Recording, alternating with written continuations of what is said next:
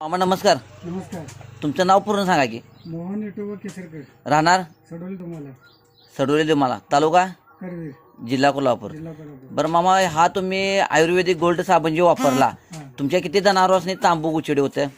5 जनावर असतात. 5 जनावर होतं. तुम्ही आता हा साबण वापरला आयुर्वेदिक, हां, त्या साबणाने किती टक्के तुम्हाला फरक पडला?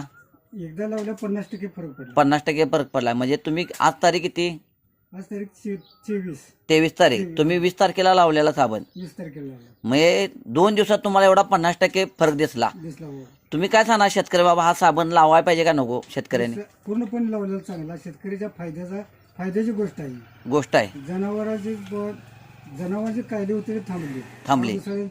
थांबली. जनावर शांत उभं आहे, धाराला यायला काय तक्रार केली नाही, गपगार उभं आहे. उभारले. जनावर खाज ती थांबली.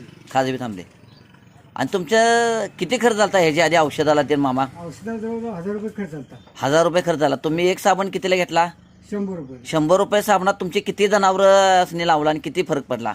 5 जनावरांनी लावला हा, आणि 50% फरक पडला. फरक पडला. 100 रुपये मध्ये फरक पडला. एका ह्याच्यामध्ये एका डोस मध्ये एका साबणामध्ये 5 जनावरांनी फरक फरक पडला. म्हणजे 50% फरक पडला. पडला.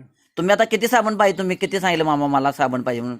मला तर 5 साबण पाहिजे म्हणून सांगितले 5 साबण पाहिजे. म्हणजे तुमचा 100% विश्वास आहे. विश्वास आहे. चालतंय. नमस्कार. नमस्कार. कोण केलं नाही यश आणलंय वढून, साऱ्या संकटांशी असं लढून, जिद्द होती म्हणून डावलंय करून, बसणार नाही लाचार बनून. येत नव्हतं